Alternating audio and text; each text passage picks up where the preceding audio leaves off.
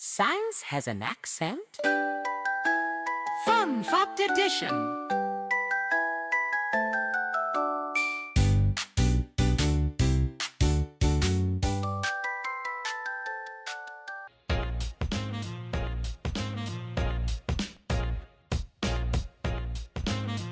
Welcome to Science Has an Accent.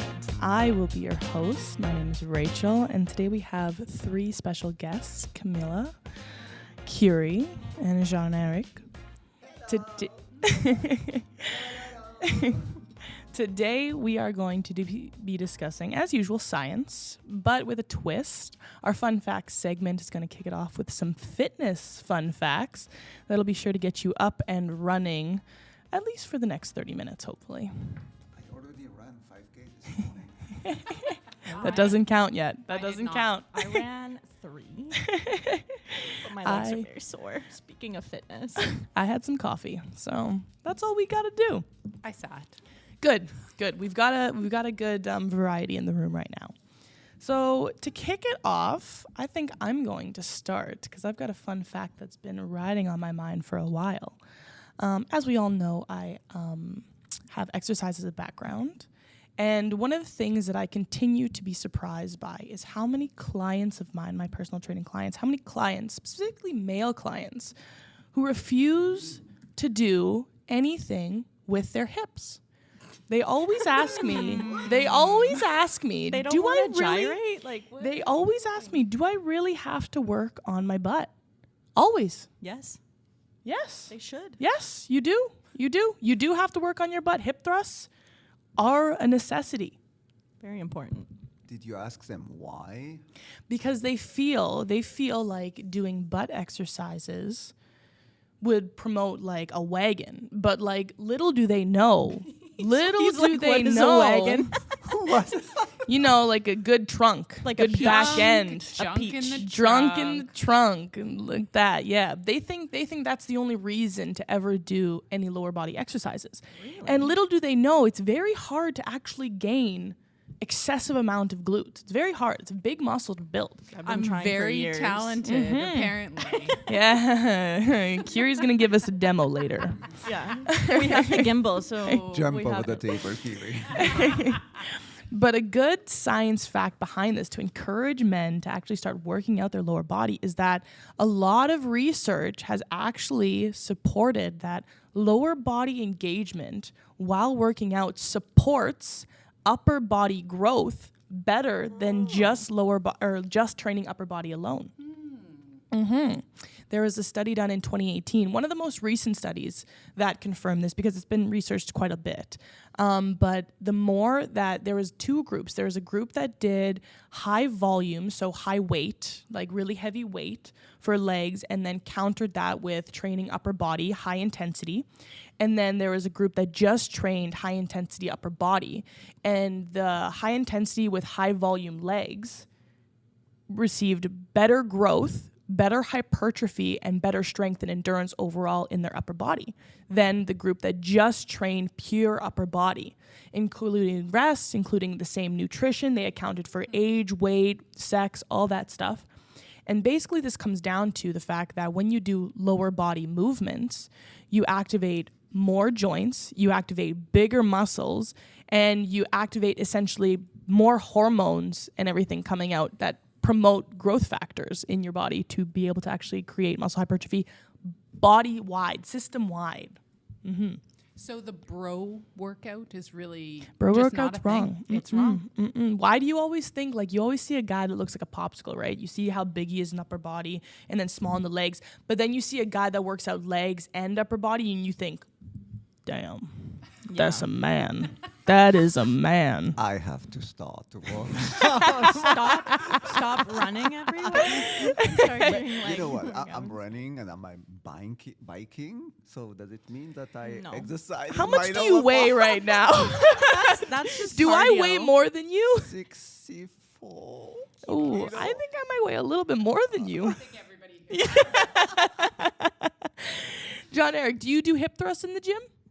No. There we go. Do you do squats? No. Do you do bench? No. You Push-up.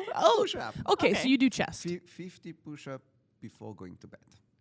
But before okay. bedtime? So you're So technically, I'm doing 5K in the morning, Yeah. 12K with the bike, and 50 push-up in the morning. Is in that the like your evening, just swimming before. cross training? So you're for a high school triathlon? boy working out. Yeah, some kind That's what of you are. Varsity high school Essentially. boss. Yes, definitely. Instead of swimming, he's just doing push-ups to train. He's just there doing it. Yes. Staring at Any other comments? Any other comments on exercise and lower bodies? You know, I've been trying so hard to increase my junk in the trunk that Yeah. it just seems like a shame that all these men just don't realize They think that it's so easy. and they grow muscle so much faster. Yep. So Well, actually, technically, women grow upper bodies faster. upper than men. bodies, but lower bodies, I feel like they get Yeah, pretty they strong do. pretty quick. But Well, because they got the strength, they got Yeah. the testosterone, Got the and then hormones. doing lower body work ups that testosterone. You don't even need steroids anymore. You just need squats. That's all it Okay, is. so when I was younger and we would go to the club, we would laugh at the guys Yeah. who were dancing because they used their knees. They just Yep. basically bounced up and down. Yep. they can't get on their low. knees. They can't 'Cause they don't have that don't hip know how strength. to use their hips. They don't have know. it. So I feel like there are lifelong benefits There are. to this. There are. Especially now you look at the men who are bodybuilders in their like 20s and now they're like 70 years old getting stuck in chairs. Because they have the upper body mobility and they have the upper body strength to push, but they have no hip mobility to actually stand up out of those chairs. So The bigger your legs, the longer you live. yep, mortality and thigh strength. There Yeah. it is.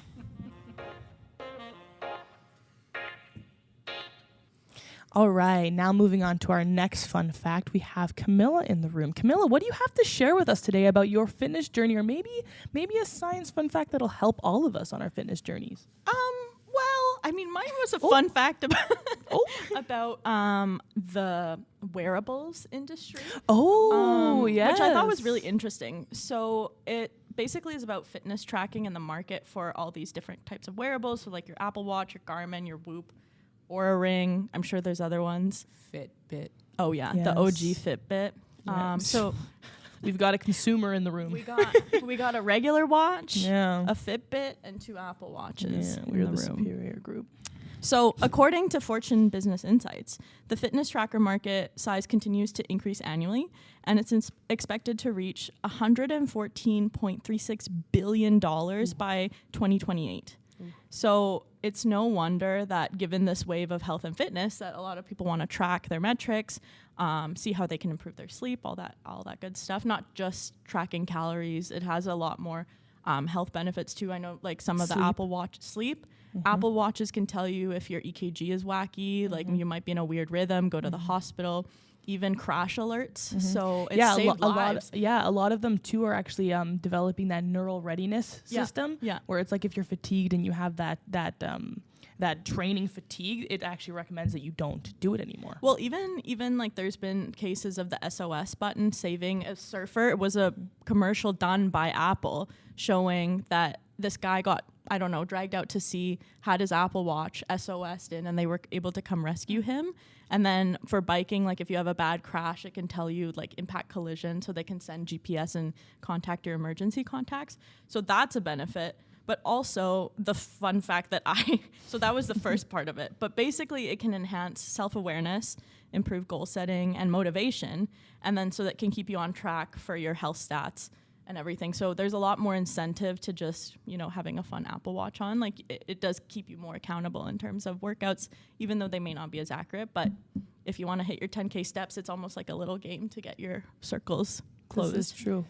And then when you don't get your 10K steps, You just It ignore tells it. you suck. and just that's take it off. kind of the thing. Yeah. Take it off. You just take it off. That's when you need to Nice. charge it. Yeah. Oh, That's when you have to charge it. You just say it died. That's why you didn't complete your goal Okay. for the day. So I have a side question then, because with the wearables industry, there is an incredible amount of personal data being collected on you and stored somewhere. Yeah. So what are the legal, ethical, I'm sure there are other concerns around this. Like, how do people ensure that their information stays safe? I mean, honestly, at the end of the day, I think it was yesterday, there were 14.3 billion passwords leaked from Apple, Google, YouTube, all these things. So at the end of the day, I feel like moving into the realm of cyber terrorism and cyber crime and all that stuff, I don't think you can ever ensure that your security is safe. Like honestly, at the end of the day, unless you have it on a piece of paper and it's locked in a safe somewhere, like that information is out there, it's in a cloud, it's going somewhere. It's ironic too, because I was trying to download some of my data for one of the projects that we have at the lab, and I couldn't find it anywhere. So either I'm not technically capable, or it is pretty safe, and they're like, it's harder to download or access than you would generally think. Yeah, it's either accessibility. Exactly, it's accessibility or safety. And people would choose accessibility usually. Yeah.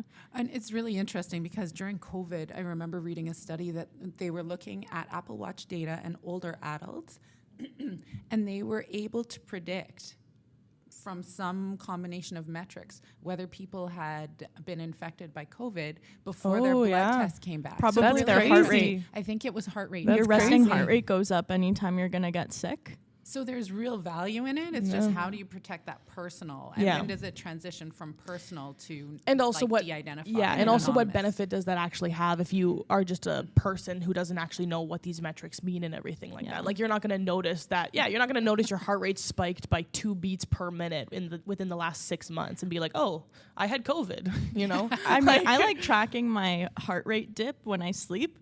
So then whenever it's up above 50, I'm like, oh, something's up. Something's up. Fair. So usually it dips down to 48, but those 2 beats make a difference. Fair. I have to say, at this point in my life, I don't sleep as well, and it's validating. You get up and you're tired, and you're like, "Yeah, actually, I didn't sleep so great." Yeah, looking at those metrics, those are quite validating, actually. Yeah.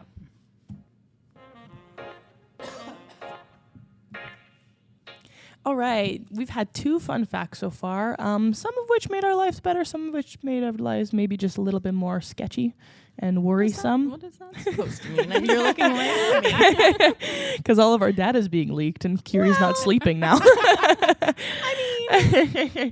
But we have our 3rd fun fact coming in. Kiri, what do you have to share with us today involving the fitness industry or health in general? So I'm going to take us back well over 100 years. Oh, lovely. And talk about a syndrome. Oh. Which syndrome? So back in the late 19th century, women began to embrace the freedom of cycling. Oh. Okay. Okay. And you may have heard of this. Like on a bike? On a bicycle. I don't know where this is going. Did you know there's girl bikes and boy bikes? There are girl bikes and boy, and they were riding girl bikes, I think. I don't know. Okay. But at that time, a really strange medical warning swept through Victorian society, and it was bicycle face. So what? So doctors, Explain, yeah. doctors of the time, who were primarily men.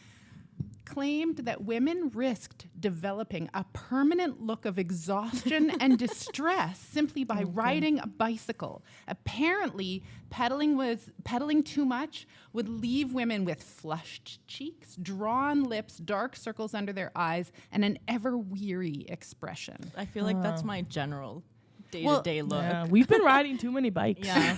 But Sean Eric, did you get bicycle face? no, because he is a man. Yeah, he's a man. There's different systems, okay? We are totally different. So I think that there may have been other things contributing to their Potentially, general yeah, weariness at for the sure. time. Of But course.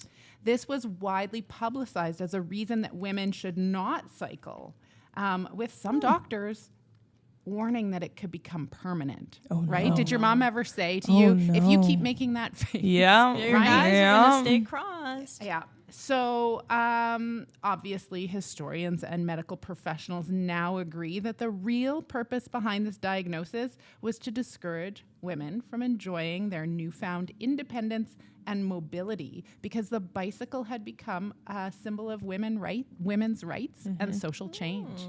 So, as much as we revere our doctors and rely on them for our health in many ways, we know that there's still some bias and underlying nuance of different things.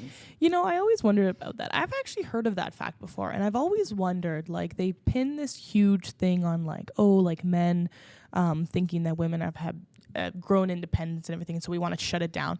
But I wonder how much of that is true and how much more or less men were just stupid. Like doctors were just literally stupid, and they thought this was an actual thing, you know? And because women relied so much on their looks and men wanted like pretty wives and everything, maybe they were just like, you're looking tired, sweetheart. We don't want you to look tired like that. Have you know? another baby. Yeah, exactly. Go have another baby. They Don't were you need to also make us wearing dinner? lead in their pale makeup. Yes, so they a were. little bit of color in the face was probably very odd. Yeah, exactly. So Yeah. I wonder how much of it was actually like this huge social construct behind it, rather than just like literal like ignorance and like Gap of self driven motivation. You know what I mean? Yeah. Well, and they do Probably say like medicine is really an art and a science. Yeah. And so, you know, something was confusing. They didn't have the science to Exactly, explain it. yeah. And so they started to look for other They reasons. said, stop riding that bike. Yeah, we're seeing a change. We're seeing a change. There's something wrong. Amazing. She talked back to me. It's because of the bike.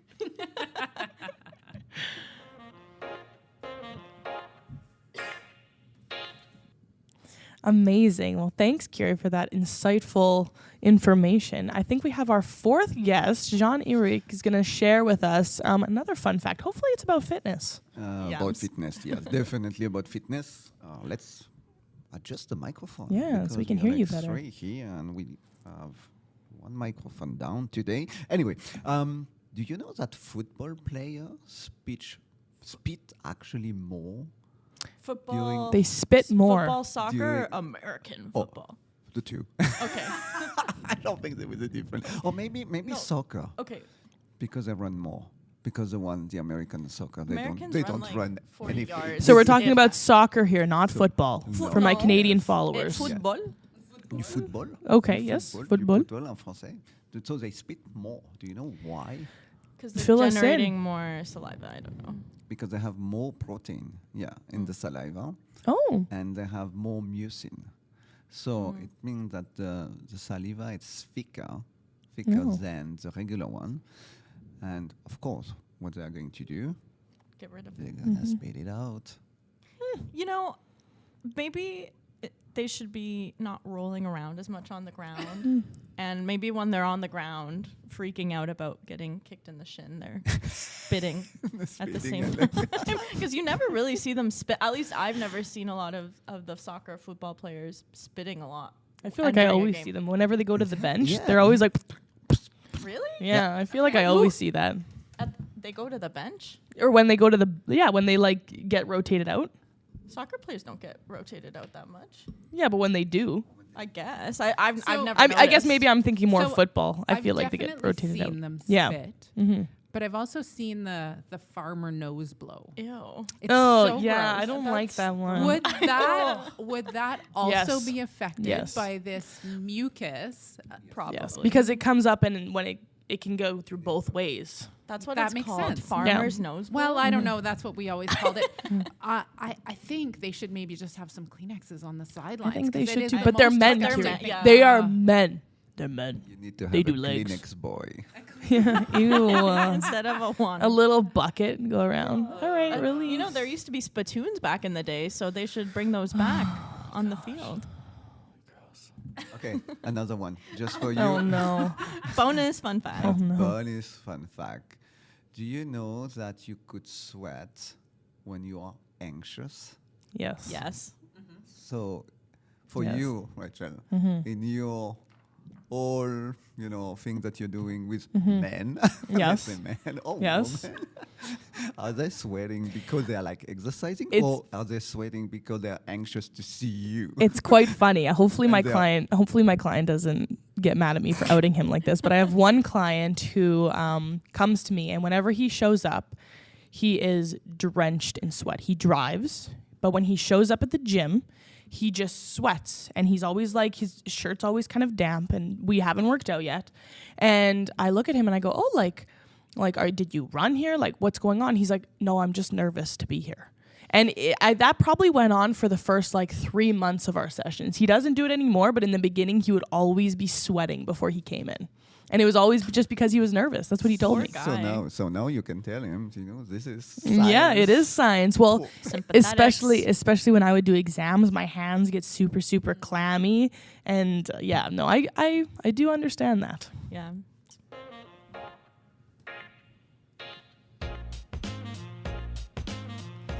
All right, so that concludes today's episode of Fitness Fun Facts brought to you by Science Has an Accent. I thank our special guests, Camilla, Kiri, and Jean-Eric. And thank you from me, Rachel, for our listeners. Remember to like, subscribe, share this show if you like it, and send us messages if you want to hear other additional topics to be covered. In the comments. Yeah, in the comments. All right. So remember, stay curious, stay inspired, stay motivated to keep learning. And just remember, science has an accent.